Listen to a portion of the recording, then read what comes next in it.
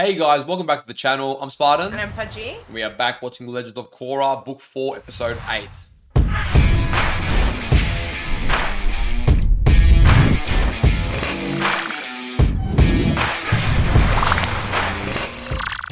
So last episode, big cliffhanger. I know. We were left off with Kuvira's forces trying to take down the giant spirit tree. I don't actually know the official name. Is it like the world tree or something? That word comes to mind, but I feel like I made that up. Yeah, okay. Either way, the giant spirit tree that Toph was living near, that we've seen even in the previous Avatar, where in laying in the swamp, it's been a source of connection to being able to see around the world through the vines. Yeah. It's been an iconic, important part of the world, and now they're seemingly cutting it down for the potential of its spirit energy to be harnessed as a powerful weapon. Yeah, yeah. They've said. You don't think. They said it. So yeah, Kuvira wants to use it as a powerful weapon, and it's kind of a shame if they do cut it down because it's such an iconic piece of Avatar. You were saying how they're always just like slowly they're killing all the last remnants we've got from the world and the previous history. Yeah, and I feel like that's so sad. Like in every book, there's some kind of disconnect to, the world as we knew it, and that's a lot of pressure on Korra just trying to find her way. Yeah, okay, exciting. She's the new Avatar, and unfortunately, it's not what, she might have been brought up.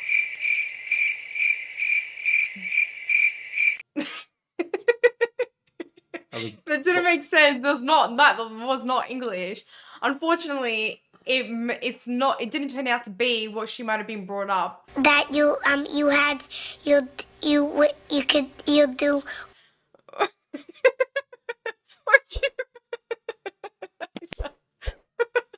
Great analysis. I hope you guys are following because I definitely am. What people told her. It's different to what they expected. Wow. What I'm trying to say is, I don't know why I'm getting stuck at that line, but I'm just saying that what everyone thought it was going to be, maybe what they told her it was going to be like when she was growing up, is completely different to that. That's better. Sure. At this point, honestly, I have no idea what you're talking about, but we soldier on. We also got to see Asami, Mako, and Korra have a reunion, which was nice. Obviously there was little hurdles and frictions to get through, but overall it was a nice reunion. We seem to have gotten the prince out of our hands for now, in good hands with Grandma Mako, so she can worship him and he can feel worship. Oh, they're like a match made in heaven. She wants to, do absolutely everything for him, like literally kiss his feet, and that's what he wants someone else to do for him, so. Yeah, what I just said in about half the words. So. It's great. Our chemistry today, on point. Oh, God. Bolin and Varric also escaped some awesome tag team work. Varric was useful as well, which was great. It's actually nice to see their development, though. Yeah. Not only by themselves, but together. Yeah, they've matured, and Bolin really, found his resolve, setting things right, and that was cool to see. We saw him love a bit as well, which is awesome. Always love to see that. So now I'm assuming that eventually the team's going to fully meet up because they were missing Bolin. And as to how we go from here with the whole Kuvira plan, we haven't touched on that too much since Korra got her ass whooped. Korra probably needs some training. Something needs to happen. She just goes through another little training arc to overcome her final fears. We know she's strong enough, but right now they're just really out of it. Yeah, she really lacks that confidence within herself. And that takes time. Like, for a long time, you're in your head saying you can't. And you physically can't. But then once you physically can, your brain's still like, on repeat, you can't. So getting used to that will be, quite a challenge. But I think she's got it in her. Thank you to all of our Patreon supporters. If you do want to join the Spartan Pudgey family over there and get 3 to 4 weeks of early access to our edited and uncut reactions, we'll leave a link in the description down below. And if you guys are watching over on YouTube, don't forget to leave a like on the video. Subscribe to the channel for more, and let us know in the comments down below what you thought of this episode. All right, let's go. Let's go. There's something about being kidnapped that makes a guy realize he needs to get his act together. I mean, if that's not gonna give you a wake-up call, I don't know what is. So Marco's training the I prince. wasn't ready. Woo down. Oh my god. I'm not like you, Mako. I wasn't raised by a pack of tops in the woods. You don't know anything about me, do you? Yeah, I'm drawing a blank. Why is that? Oh, I wonder why. Bolin and I were playing for the Fire Ferrets. You were a pro bender? Yes. Will you just let me tell the story? Marco looks so cute like that. So once I became a pro bender, I wanted it all. Riches, fame, accolades. Dude, now this is a throwback. I know. I want you to meet my brother, Mako. Mako? Wow, I heard you play on the radio. Come on, Bolin, we're up. I kind of missed that Marco. He was real badass. I felt like Korra and I had a powerful connection. So then you smooched her real good, huh? Not exactly. Yeah, not quite. Not just yet. Damn, that's how I made it. Oh, remember we thought Simon was shady? Boy, were we wrong. I mean, her dad was, so we're close. That was the first thing you said to Asami? You really gotta work on your introductions. Hey, when you got charm like mine, you don't need introductions. Yeah, I was gonna say, he literally Marco. backed both of them. So I was thinking we should spend some time together. Look, I really like you, and I think we were meant for each other. Oh my god, I forgot. She seemed so innocent then as well. Yeah, she was so straightforward then. What I'm trying to say is, as much as you drive me crazy, I also think you're pretty amazing. Damn. Are they doing all this to reopen this little love triangle? Yeah, I don't know. Maybe it's a bit of a recap. I thought you were dating Asami. Two, get out of here. Naughty Mako, you take after your grandfather. Oh, Naughty Marco. it's getting a scolding. I was so worried. Are you all right? I'm fine. I'm glad you're here. Especially in your arms. Oh, I missed. I'm liking the nostalgia. I'm sorry things got so messed up between us. But whatever happens today, I want you to know how much I care about you. I care about you too. Yeah, that was like the friend kiss. Yes, that was a breakup. Didn't sound like a breakup. It was mutual. We had an understanding. We both knew. That face.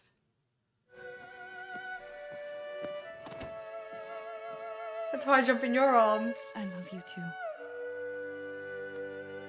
Oh, I like that ending for them. Why'd I have to ruin that one? Of course you take his side. I'm not taking his side.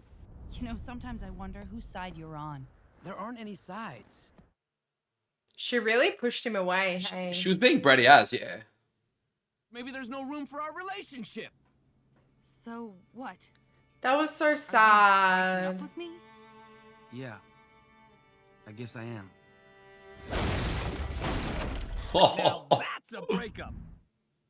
Yeah, that is a breakup. Asami and I discovered the Triads had double-crossed us. We barely got away. But by then, Asami's warehouse had been cleared out. My company. Damn, we've been through so much. Feels like yesterday, man. I had no right kissing Asami. No, actually, I'm completely fine with that. You officially broke up with Korra, and therefore you're free to smooch whoever you wish. Fair enough, fair enough. Oh, yeah, true. Yeah. We had that fight before you left, remember? Not really. I got attacked by a dark spirit, and I lost my memory for a little while.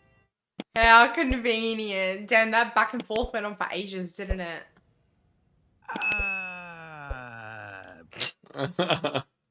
Boomy. It wasn't that bad. Whoa. I love So that. you were back with Asami, but then Korra came back and thought you guys were still together and you didn't tell her you weren't? Just like your grandfather. Really? That again? You know, it seems like you're so afraid to disappoint anyone that you end up disappointing everyone. Oh, some truth to that. Yeah. I think we both know that this, us, doesn't work. I don't fully agree with that. No, Just yeah. didn't work at that point in time. Team Avatar traveled around searching for new airbenders. At first, it was awkward being around Korra and Asami. Yeah, very awkward.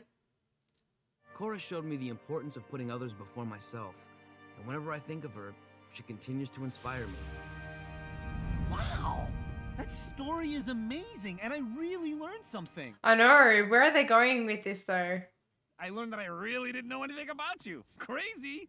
Also, I realized that ladies are complicated. No offense, Grandma. None taken. Ugh, none taken. You know, she'll take anything from his mouth. I can take it. Ah! Woo down! Oh my god. She really thinks he's absolutely perfect. I brought you some tea. I thought you might be cold out here. Are they going to do a recap too now? The world does need you. You're the Avatar. But no matter what I do, the world seems to always be out of balance. What does that mean now? I thought I was really gonna change things. I was so naive. Because this is the episode of recaps, I think. Korra! No! Damn, she's been through so much, man. Because of Unalaq, I betrayed Tenzin, opened the portals, and threw the spirit and human worlds into chaos.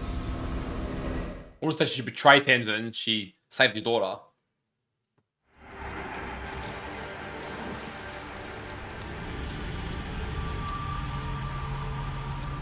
Wow, the colors in that episode were beautiful. I was helpless to stop him from destroying Rava and cutting off my connection to my past lives. Yeah, that sucked. That still stings me. I know. With Rava gone, Unalaq and Vachu became more powerful than ever. Sami, tell us what good she did with that situation. Opening the spirit portals turned out to be a good thing. True. Just in the right hands. Zahir got airbending too and nearly killed me. It's all about balance, Korra. Every Balance. good she's done is always brought with it on the next challenge. Yeah. If it weren't for Zahir, the Earth Queen would still be alive. There would have been that ain't so crisis bad. in the Earth Kingdom, and Kuvira wouldn't be in power. Things are more out of balance than ever. Yeah, right. That sets everything in motion. The important thing is to learn from your enemies and better yourself over time, which you have. Yeah. You've changed so much since you first arrived on Air Temple Island. When you first came here, you were hot-headed and a bit selfish. She's really calm and collected now. The new Air Nation is a testament to that. You sacrificed everything to save them. Oh, Tenzin. That's nice. It's a way with words. No matter what happens, no matter how crazy things get, I'll always try to restore balance. And that's So what we we like to need hear. Yes. Avatar Korra. Does anyone else feel like throwing themselves overboard? Not me. Nuktuk, hero of the South. Trademark Vera Movers International. In the incredible true story of course. Bolin, hero of the world. Wait, am I playing Nuktuk or is Nuktuk playing me? Good question. Good question. How can you call me the hero of the world? I left my friends and family to join up with a psychotic dictator who imprisoned me. Wasn't your finest moment, Berlin, but you know. But I also want to know what happened. Will we find out? The story of Bolin begins in an exotic port of call. A wise sage, the richest merchant in the world, and a handsome devil all sit on a single pillow in the living room. Oh my god. The complete opposite. If you want to tell my true story, you should start from when I met Korra. Let's hear it, Berlin. Name's Bolin, by the way. Korra. Boring. When does the singing start? There wasn't any singing! Oh my No god. way. Zahir didn't team up with Vaatu. How would that even happen? How do you think? Oh my god. My god. Very should made up his own story now. Jesus. Hey, Zahir. Glad I caught you at Oh, home. he's here. Oh, very funny. Like I can leave this stupid tree. Hold on. Let me conference in. I'm on. Oh my god. As cool as that would have been, didn't happen. I'm totally in for taking out Bolin. He's way too powerful and awesome. But can we please not include... Not include who, Amon? Oh my god. The diabolical but incredibly boring and unpopular sorcerer from the north, who's listening in on the other line. They're sort of piss-taking, like, the Season 2 vibe. Bolin had a reputation as the world's greatest ladies' man. Ooh. I mean, that's not entirely wrong. the heir to a vast Earth Kingdom fortune. Opal, so smart and caring, so pretty to smell. You better hope that relationship stays intact. Talk to me again because I'm so stupid. Oh my god. Danger closing in, Opal realizes how much she loves Bolin and forgives him for whatever stuff he was talking about earlier, which will probably not be in the final cut of the mover anyway. Well, let's hope that happens, though. Bolin gathers his airbender army to fight alongside Rotan and Juji against the Terror Square. Maybe that's the name of the bad guys, Terror Square. What about Legion of Darkness? Legion of Darkness sounds cool. Varric is so dramatic, dude. Tell a story, though. And when Juji shoots his laser eyes at the evil Unalak, the beams accidentally fly into the magic spirit doorway. Where's he going with this? Giant Bolin and the evil Unavatu fight. Inserted Berlin into the whole thing. I know. It looks like the evil Unavatu might win, but thankfully Bolin's spiritual mojo is so strong that he attracts the Queen of the Fairies. Oh my god. Unavatu into magic dust and sprays him into the sky. And that's where the stars come from. It's where the stars come from. I mean, that's pretty damn good, Varric. Especially, you know, off a whim. It's a good story. Are you guys crazy? Are you crazy? It's just a little bit. Don't overthink it. It's like a ride. Never let the truth get in the way of a good story, kid. I think that's my problem. Yeah. Oh, yeah. You don't want to hear me tell a story. Oh, no. Okay, so I feel like there is a reason why we've recapped all of this. Yes and no. Okay. Because we also had a recap episode in Avatar, remember? And we weren't prepared for it back then. Yeah. Some of you remember I didn't enjoy it as much. I had fun with it, but I was sort of let down because I was waiting to get into the serious stuff and it just came out of nowhere and I didn't really know how to appreciate it for what it was. Whereas I felt like this time around, when I saw it and realized it looks like a recap episode, then I was like, oh, okay, now I know where we're going, so let me sit back and enjoy the nostalgia trip down memory lane. And I was able to enjoy it for what it was. It was very fast paced. Especially Varric's. I know. Varric's was a bit much. Everything was happening. I was like, oh. When you compare it to the Avatar recap one, Yeah. I feel like it was a lot slower and we were getting a lot of information, not just from the recap, but, you know, them watching as well. Yeah. But I feel like it's just that 3/4 way through the series, well, more than 3/4. We're more than halfway through the final book. Yeah. And it was similar sort of point where Avatar did it as well. They just sort of recap everything. So I think this is to send us into the final act, the final, you know, what it's all been about. Remind us about absolutely everything. Because honestly, like, you know what her journey has been and what all their journeys have been, but you really forget. Like, you go, okay, yeah, we started with, you know, the pro bending, but I don't know, just all of that, me anyways, I forgot all the little nitty gritty and how everyone met and, you know. Yeah, no, it's nice. That's actually nice to get, especially as we're nearing this and I'm feeling a little bit imminently sad that when we do finish it, you know, when you spend this much time with the show going through a big journey, and especially when you do it in this kind of reaction format, share it with you guys, it becomes a bigger part of your life. You're chatting, you're exploring it, you really get invested. So then when it's time to close it up, it's always a bit like, oh, damn, like it's not going to be a part of my week anymore. Yeah. You know, it's always a bit weird. And we were talking off camera recently just about, you know, Avatar and The Legend of Korra, they're different shows, but they feel like the same journey. So how we were so sad with Game of Thrones because that took up a lot of our time, we're kind of feeling that nostalgia and, you know, all those emotions kicking in for this. We've been in this bending world, Avatar world, for a while now, so it's really sort of wrapping up. I did like that it showed some self-awareness like the Avatar one did previously, where one of them, I'm assuming, I might be reading into it, but they were talking about how Unalak was so boring, and I think that was a reference to knowing that book 2 was maybe their, you know, least received, their weakest at the time. And I don't know that this one, but they were mentioning like Zombie Amon, and I wonder if it's because everyone thought that Amon would maybe come back, because I know for us, the way he died off screen, you were sort of like, he's not really dead, he's going to be back, there's going to be more to him, you know? So I don't know if that was a reference to that. Yeah. Maybe not, but there are probably a few that we missed, and you guys make sure to let us know in the comments, drop them down below if we missed any of the references. but those were a bit fun. I wasn't able to really extrapolate whether Varric seemed like just a really Varric style dramatic story. I wasn't able to extrapolate if there was certain satire and references that I was missing in relation to the show previously. I'm not sure.